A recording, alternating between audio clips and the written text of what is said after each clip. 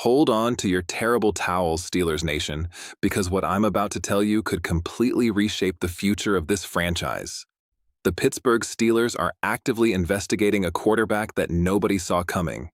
And this isn't just some late-round flyer we're talking about here. This is a legitimate talent that could force the front office to make an absolutely brutal decision about a player they just drafted. I'm talking about potentially cutting ties with a recent investment to chase what some scouts believe could be a franchise-altering talent. This story has more twists than a playoff game in January, and you absolutely need to hear every single detail.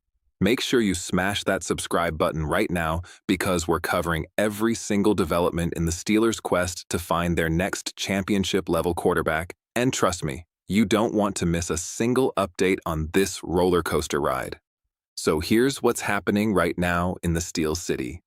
Mike DeFabo, who covers the Steelers for The Athletic, and has proven time and time again that he's got legitimate sources inside the organization, just dropped a report that's sending shockwaves through the fan base.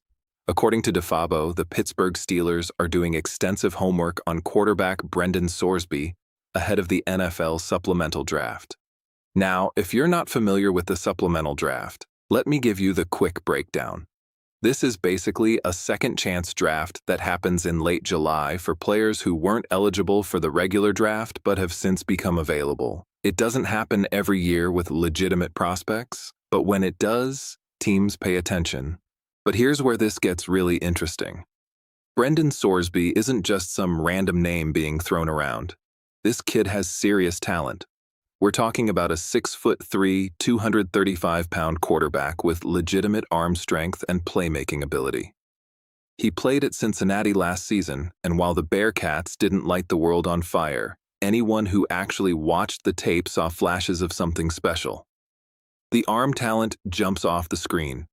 The competitive fire is obvious.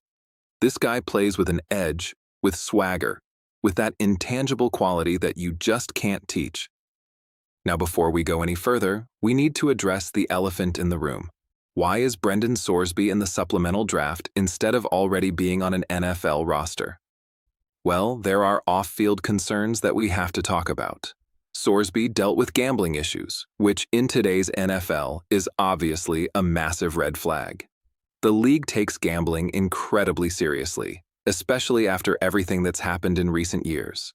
But here's the thing that DeFabo's report made clear. According to his sources, these off-field concerns are not an automatic disqualifier for the Steelers. They're not just writing him off. Instead, they're digging deeper. They're doing their homework. They're trying to figure out exactly what happened, how serious the situation was, and most importantly, what kind of person Brendan Sorsby actually is. And this is where it gets really fascinating from a team-building perspective. Shortly after DeFabo's report came out, Mark Kaboly, who works with the Pat McAfee Show and has his own connections around the league, tweeted something that adds even more context. He said the Steelers have been looking into Sorsby for months. Months. This isn't some last-minute thing where they just heard the name and decided to make a few phone calls. No, this has been an ongoing investigation. They've been watching tape. They've been making calls. They've been gathering information. They've been doing exactly what successful NFL organizations do, which is leaving no stone unturned when it comes to finding quarterback talent. Now let's be crystal clear about what this means and what it doesn't mean. Just because the Steelers are doing their homework on Brendan Sorsby does not automatically mean they're going to draft him. It doesn't even necessarily mean they're seriously interested in drafting him. What it means is that they're doing their due diligence. They're being thorough. They're making sure that if there's a potential franchise quarterback available in the supplemental draft, they at least know everything there is to know about him. Because imagine the alternative. Imagine if the Steelers just said, "Nah, we're good. We don't even want to look at this guy." And then he ends up going to Baltimore or Cleveland or Cincinnati and turns into a star. That would be organizational malpractice. But here's where the debate gets really spicy. Nobody can agree on where Brendan Sorsby is actually going to go in this supplemental draft. And I'm not talking about small disagreements here. I'm talking about massive gaps in evaluation. Tom Pelissero, who is one of the most connected insiders in the entire NFL, went on the Rich Eisen show and speculated that a team could potentially spend a first-round pick on Sorsby. A first-round pick? In the supplemental draft? That would be absolutely wild. It would mean that some team out there believes Sorsby is that talented, that special, that worth the investment despite everything else going on. On the other end of the spectrum, you've got respected draft analysts like Dane Brugler from The Athletic saying there's absolutely no way Sorsby goes for a day 2 pick. Brugler has serious sources, and according to him, Sorsby actually wanted to enter the regular NFL draft this past year. He was ready to go pro. But when he reached out to teams for feedback, he was getting mostly third-round grades. And then Texas Tech swooped in and offered him $5 million in NIL money to come play for the Red Raiders. $5 million for a college quarterback. So obviously he took the money and went back to school. But here's the kicker. Brugler's sources told him that if Sorsby had been getting first-round feedback, he would have entered the draft anyway. The fact that he went back to school tells you that NFL teams weren't as high on him as some people think. Bruce Feldman, another analyst from The Athletic, echoed similar sentiments. He said there's no way Sorsby goes in the second round, that it's too big of a gamble. He thinks that if the third round passes and the fourth round passes, maybe someone takes a chance on him late, thinking they can fix whatever needs fixing. So we're talking about a potential fourth or fifth round selection according to Feldman. So you've got this massive range from first round all the way down to fourth or fifth round. And the truth is probably somewhere in the middle. But here's what makes this so complicated for the Pittsburgh Steelers specifically. They just spent the 76th overall pick, which is a third-round selection, on Drew Aller in this past draft. Drew Aller is a developmental quarterback prospect who everyone agrees needs time to sit and learn. He's got tremendous arm talent. He's got great size at 6'5", but he's raw. He needs coaching. He needs development. He needs time. And this is where the Brendan Sorsby situation gets really thorny. Can you realistically keep 2 developmental quarterbacks on your roster when you're in win-now mode? Think about it. The Steelers are built to compete right now. Their defense is elite. They've got playmakers on offense. They've made moves to win immediately. And in that situation, you need a backup quarterback who can actually play if called upon. If your starter goes down, you can't just throw some rookie who's nowhere near ready into the fire and expect to keep your playoff hopes alive. So if the Steelers draft Brendan Sorsby, what happens to Drew Aller? This is the million-dollar question that nobody's really talking about yet, but it's absolutely critical. In all likelihood, there's only room for one of these guys on the roster. You can't have 2 quarterbacks who both need redshirt years sitting behind your starter. It just doesn't make sense from a roster construction standpoint. Which means if Pittsburgh pulls the trigger on Sorsby, Drew Aller is probably getting traded. Maybe they could recoup a late-round pick for him, maybe a 5th or 6th rounder from a team that likes his tools and wants to develop him. But that would mean the Steelers essentially wasted that 76th overall pick. Now let's talk about the value proposition here, because this is where it gets really interesting from a front office perspective. In the supplemental draft, you don't trade picks with other teams. Instead, you submit a blind bid for a player, and whichever team bids the highest value pick gets him. So if the Steelers bid a third-round pick for Sorsby, and no one else bids higher than a 4th, they get him for that third rounder. But if someone else bids a 2nd, the Steelers don't get him. Here's the calculation the Steelers have to make. If they draft Sorsby, and that means giving up on Drew Aller, they're not just investing whatever pick they use on Sorsby. They're investing that pick plus the third-round pick they already used on Aller. So if they bid a third-round pick on Sorsby, they're essentially saying he's worth 2 third-round picks. If they bid a second-round pick, they're saying he's worth a 2nd and a 3rd. You see how this adds up? The price tag gets expensive really quickly when you factor in the sunk cost of Drew Aller, which is why most people who understand the situation don't think the Steelers are actually going to pull the trigger on this. It would take a really strong conviction that Brendan Sorsby is significantly better than Drew Aller to make that move. They would need to have at least a 2nd-round grade on Sorsby. probably higher, to justify throwing away their investment in Aller. So let me tell you about Brendan Sorsby, the player, because if you haven't watched his tape, you need to understand what we're dealing with here. This guy is built like an old-school AFC North quarterback. At 6'3" and 235, he's actually heavier than Drew Aller despite being shorter. He's thick, he's solid, he can take hits and keep playing. In a division where you're facing guys like Myles Garrett and Cameron Hayward twice a year, that matters. The arm talent is legitimate. Sorsby can make every throw on the field. He can throw from different arm angles. He can throw off platform. He can drive the ball into tight windows with velocity. When you watch him throw the deep ball, there's serious juice on it. This isn't some noodle-armed game manager. This is a guy who can challenge defenses vertically and make them pay for disrespecting his arm. The athleticism is another plus.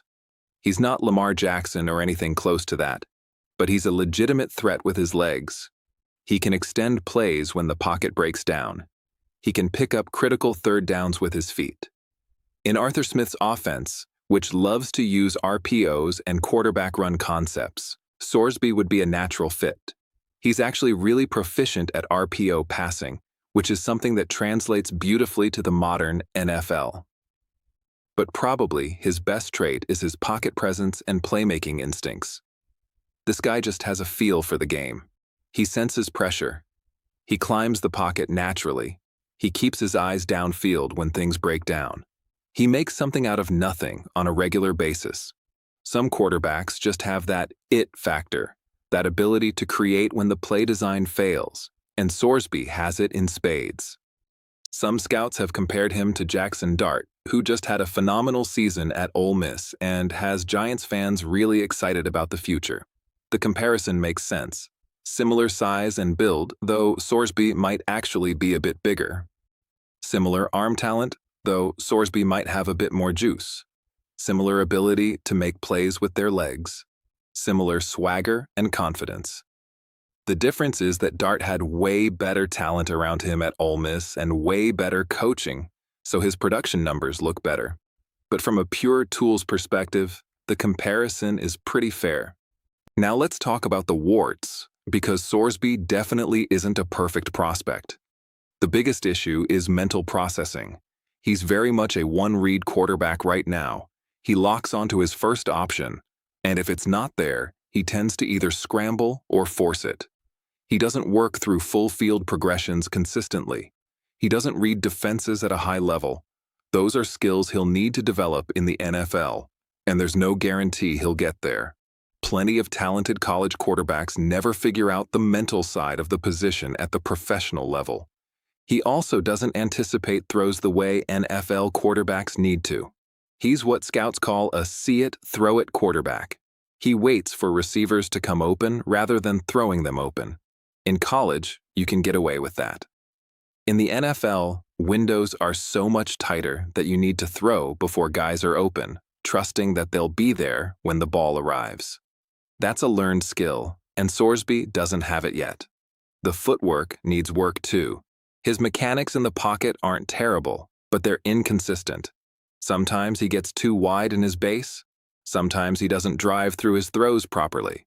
Sometimes he throws off his back foot under pressure. These are all correctable issues, but they're real issues nonetheless. Cincinnati didn't do a great job developing his footwork, so whoever drafts him is going to need to put in serious work to clean up his mechanics. There's also the very real possibility that the NFL suspends him due to the gambling situation. We don't know what the league's investigation will conclude, but if they decide to make an example of him, he could miss games.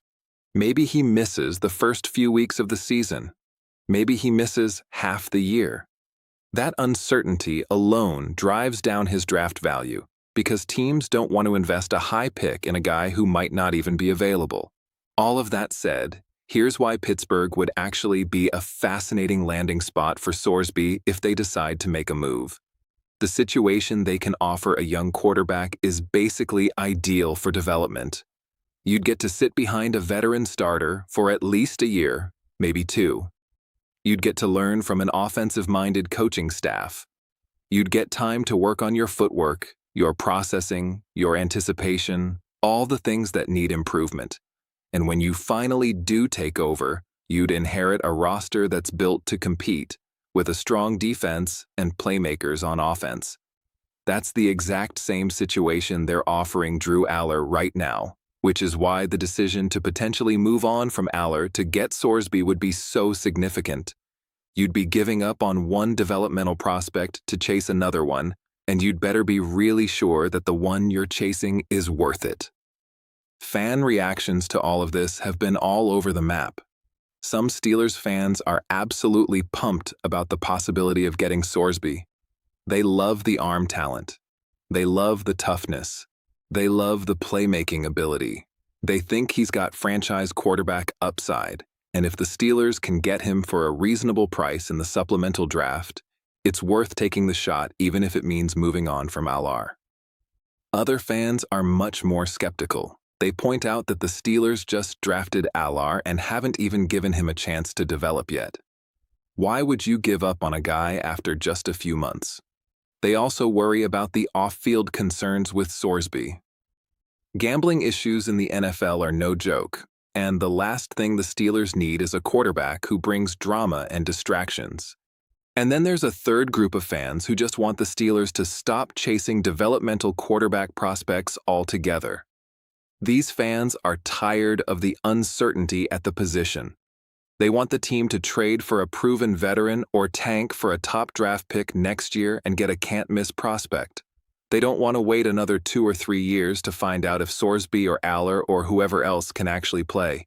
Here's my honest take on all of this. I think the Steelers genuinely like Brendan Sorsby as a prospect. I think they've done their homework, and they see a lot of the same things that I see on tape. The arm talent, the toughness, the playmaking ability, it's all there.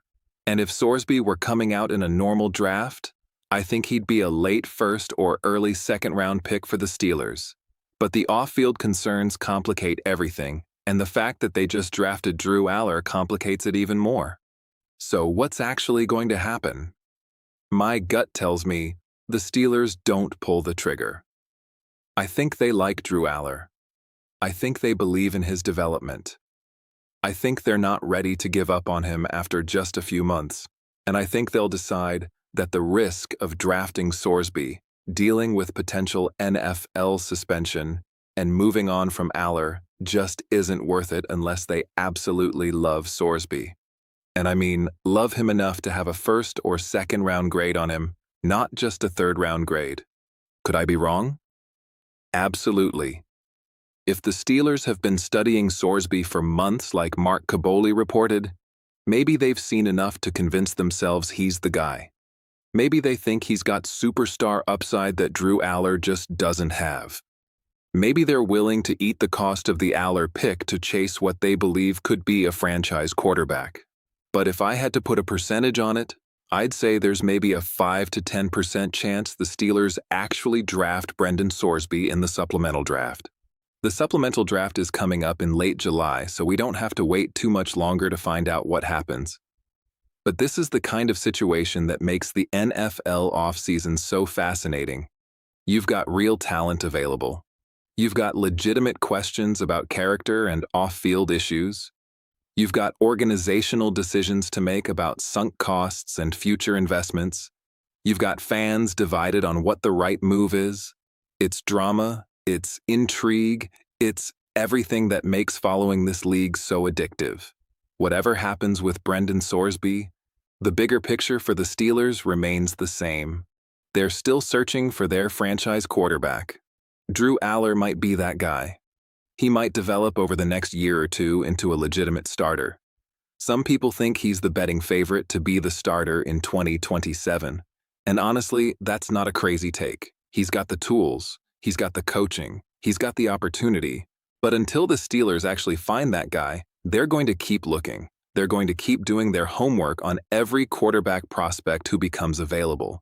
That's what smart organizations do. That's why they're investigating Brendan Sorsby, even though they just drafted Drew Aller, because you never know where you're going to find your franchise quarterback, and you can't afford to miss on one just because you didn't do your homework. This story is far from over, Steelers Nation.